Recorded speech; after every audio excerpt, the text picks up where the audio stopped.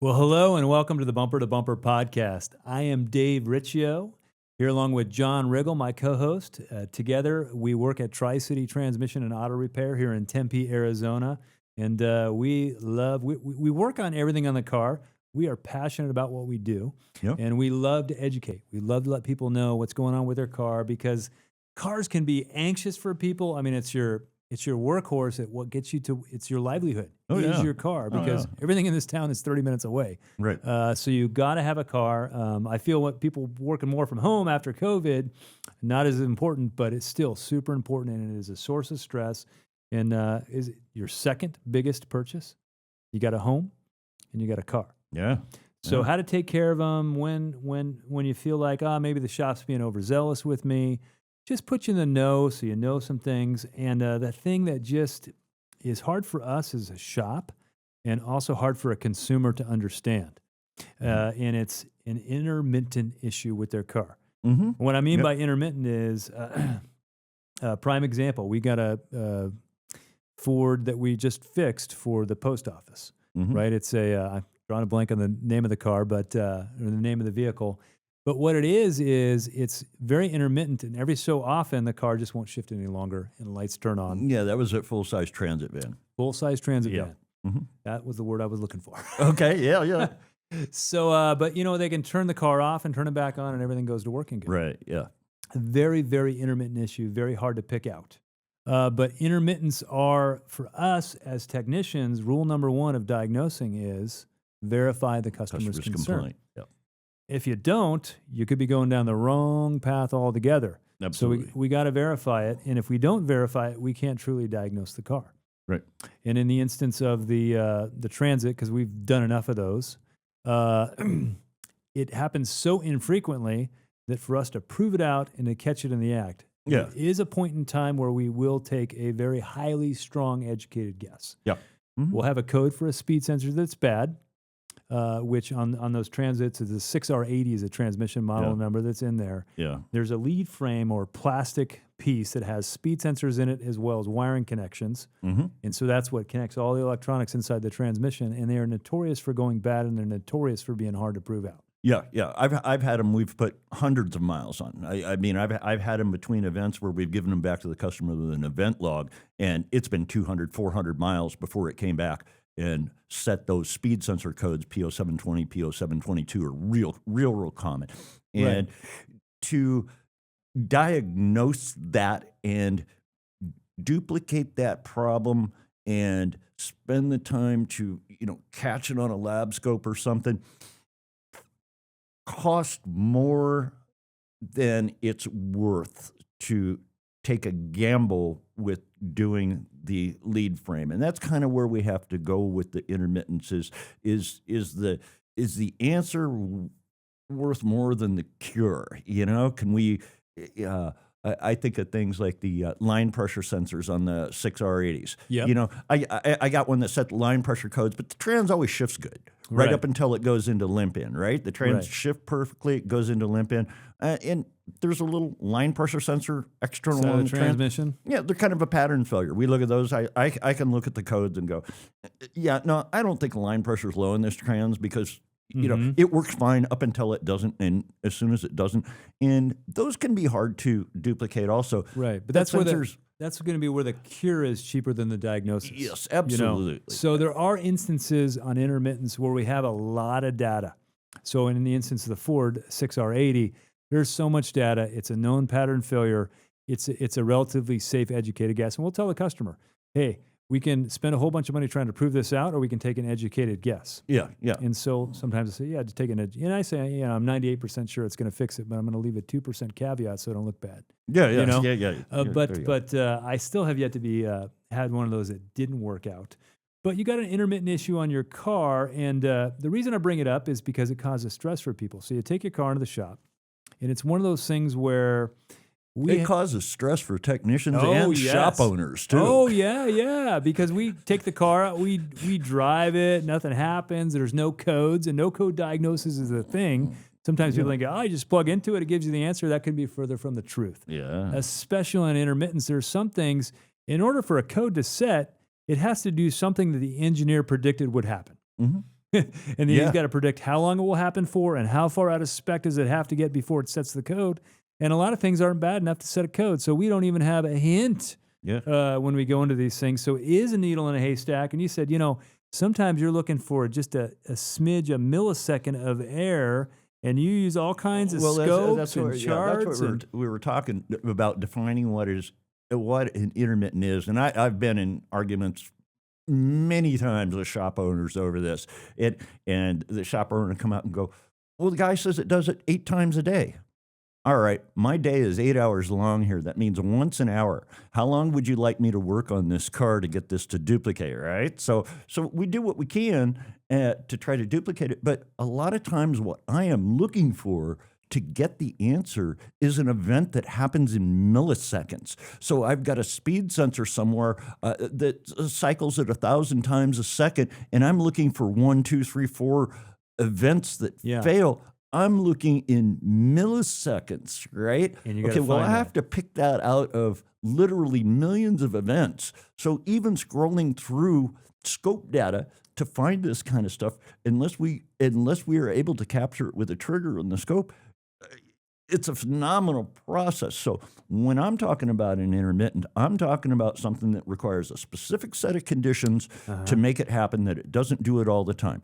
If you go out, get in your car, turn the key, car doesn't start, that's a hard fault. That's a hard failure. You could go out, tires flat on the bottom. That's a hard fault, right? It's not going to inflate itself or anything like that. Right. If you go out and start that car, turn the key off, and turn the car back on, and it doesn't start, clicks a couple of times, and the third time you do it, it starts. That's intermittent. Right. Even though that didn't, it's not one of those things that occurs over a period of days or anything. It can still be hard to duplicate that depending on temperature and everything else. And that's the thing. Back to the very first thing is the very first part of doing diagnostics is verifying the complaint. Well, and if we take a simple system, and they're not simple anymore, just the starting system, right? Turn the key, nothing happens. Well, back in the old days, there was only so many things. You go whack the starter, and if it started, you're like, great, but now we've got totally integrated power modules. It can be an issue. We've got, three or four modules that need to communicate with each other. You've got keys sending key codes and timers. You got theft control. All kinds of stuff. So, starting your car is not a simple process anymore. That was an easy class in my technical training at in the high school in the VOTEC. Oh yeah, it was like, we got that machine over there to test the battery. Test the amp draw. We can test the alternator. Fairly simple. The modern car, not so much. Not so simple. We do have a lot of data, though, that we didn't have in the old days, because you can see what a lot of technicians are doing. Sometimes it can save you a lot of time, but not always. And I don't want to guess with your money. Right. So, and if I do, I'm going to tell you, hey, we can guess with your money. But, so we don't want to guess. We want to be right. For you, John, I love how much you are determined to be right. You really will take the time to figure it out. And there are times when you say, you know what, we're better off taking a step on this one. Yeah. And the other tool that you say, you know what, I've driven this thing 3 times, nothing has happened. I've done this, I've done that, I've heat soaked it. Let's give them an event log and have them come back. And that is one way, because you, as the customer, I'll call people and they say, what do you mean you haven't figured it out yet? Right. And I say, well, how often does it happen? And we actually do this up front. Yeah. They say, well, it happens once a month. Okay, I just need your car for a month. Yeah. And I say it in a joking manner. Yeah. But we'll go ahead and check the car out, and we'll look for telltale signs or anything obvious like that. But if it's not, we may recommend an event log. And what that is we actually give them, we get a piece of paper. It's got six events on it. Mm-hmm. We give them a clipboard and we give them a pen. So there's no excuse not to fill this thing out. We say, put that on the passenger seat of the car. And when it happens, I need you to circle a few things. And it's miles per hour, engine RPM, temperature outside, and then temperature on the gauge. Mm-hmm. And a few other things. And then also what I can see in that event log is I got to note the mileage. Right. So I can see how long it actually takes for it to happen. Mm-hmm. And that event log has found us a lot of things that, if you're struggling with something, and you've taken it to the shop and they say, no problem found. Yeah. Can't find anything wrong with it. Yeah. Because they get in it and everything works perfectly. What are they supposed to find, right? Right. So if that's the case, you can, as a consumer, start paying attention to when does this happen. Does this happen after I've been driving the car for 30 minutes and it's good and cooking and up to operating temperature? Mm-hmm. Does this happen first thing in the morning? Yeah. Pay attention to the circumstances for it. And if because if it's real intermittent, you're going to have to become part of the process to get your car fixed. Well, and I think that intermittents are one of the things that cause, they are probably the number one thing that causes discontent between shop owners, shops, customers, because there's expectations. People have this expectation. Somebody, shop wants to get paid. Mm-hmm. Customer wants their car fixed. Customer wants their car fixed now, as soon as possible, right? Shop wants the same thing. They want that car fixed. But unfortunately, when we get into intermittence, there's a whole lot of unknowns going on. A lot of times we don't know the interval. We don't know how often it occurs. And the description may be very vague and things like that. And it requires time. And the impatience on both sides gets to it. I've got to run 10 cars a day through here. I've got to look regardless. Regardless, I got to get 10 cars through here, because if I don't, we're getting backed up. So everything kind of funnels. Well, no one has me. any work to do, right? Yeah, 'Cause you're the gatekeeper, if oh, you yeah. will. Oh yeah. So on the intermittence, you can yeah. keep the flow going, and then when there's a window, you'll get a couple hours here or a couple hours there, or drive the car throughout the day where you're working on 10 other cars. Right. And in a lot of cases with intermittence, even if I was to commit my 8-hour day to diagnosing your nightmare intermittent that you have that only happens once every 2 weeks, Right. well, it may not happen today. So you don't approach it like that. It is, when we get to the point where they're intermittents, they kind of fit in between other things. But we do it with the transmissions a lot. So you'll see me bring one in. I'll do my basic checks. I've got codes. I've got freeze frame data. I've got everything that I need. I clear it all out. And again, the first thing to do is duplicate the symptoms. So I'll pull them out and I'll let one sit out here for 20 minutes and I'll heat soak it. Because, just let the thing run, let it get good and hot. And a lot of times that will make that symptom occur. But it may sit out there for 2 or 3 hours. So it doesn't do me any good to go sat out by that car for 2 or 3 hours and wait for it to happen. So I'll pull another car in, I'll get it checked in and stuff, and I will periodically go back and check on this other one. I may take it out and drive it. I may bring it back, heat soak it some more, drive it again. But it kind of fits into this thing where there's a difference between the amount of time that the diagnosis actually takes and the elapsed time at the shop to get there. It may take me 3 hours to diagnose it, but I may need the car for 2 weeks to get it to occur frequently enough or long enough. I've got a lot of cold issues are tough on this one. When people bring them in, they say it only does it on the first startup in the morning. Okay, well, the first thing I have to do is bring it in warm, make sure everything works the way it should warm. If it doesn't work warm, it might not work cold either. So we really got to assess it. We don't want to make any changes yet because we haven't duplicated it. Then we'll take it and try to duplicate it the next morning.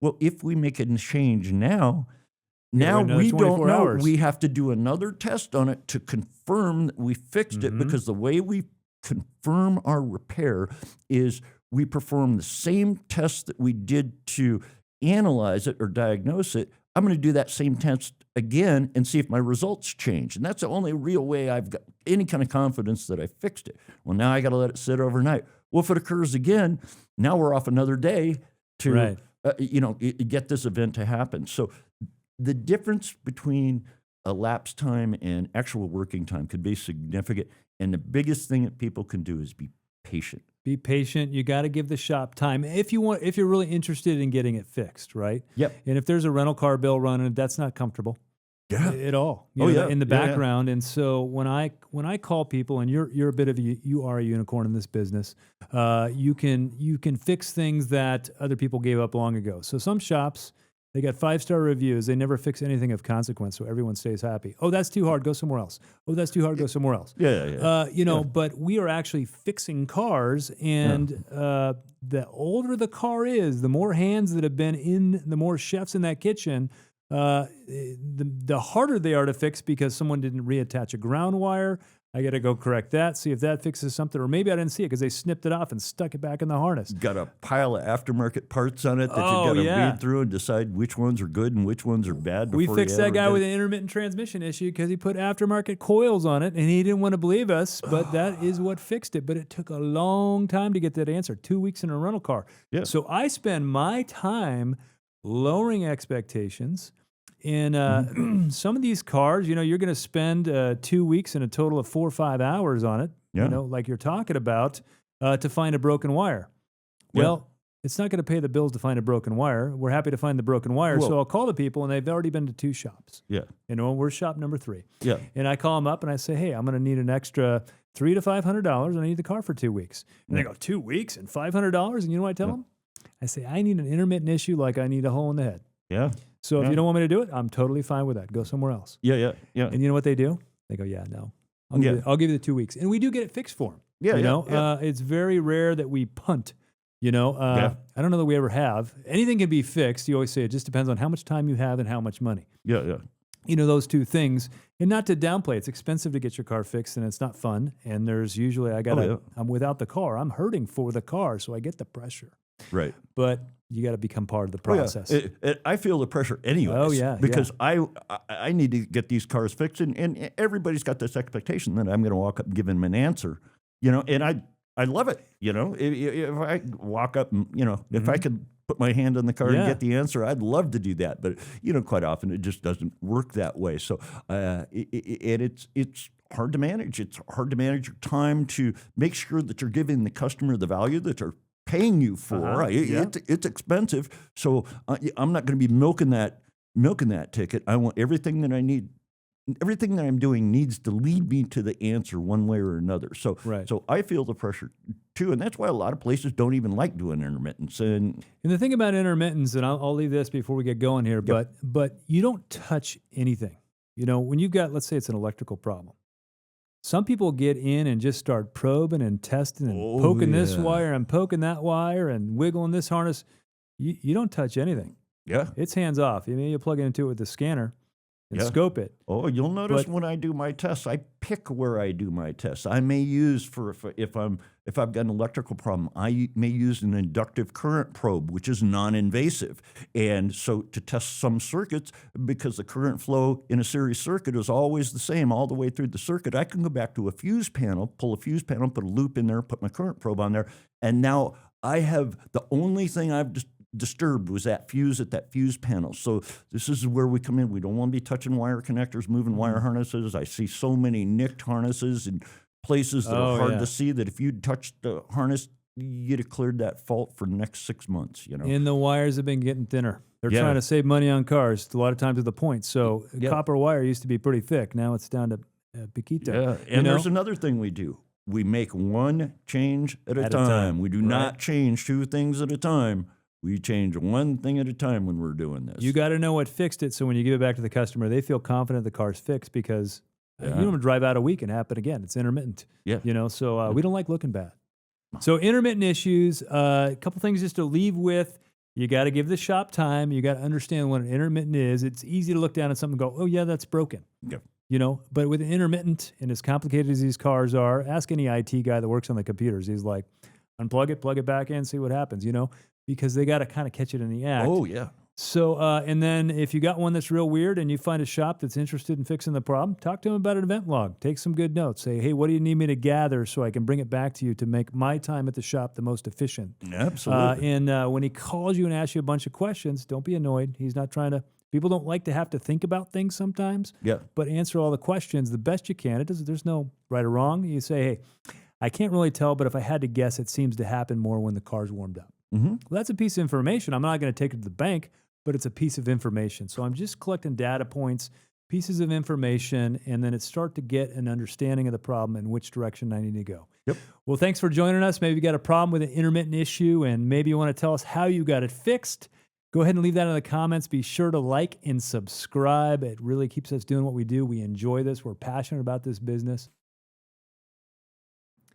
Well, hello, I'm Dave Riccio, your host of the Bumper to Bumper podcast, and I would like to thank you for tuning in. If you want one of your car questions to be answered on our podcast, tap the link in the description for a chance to have your question featured.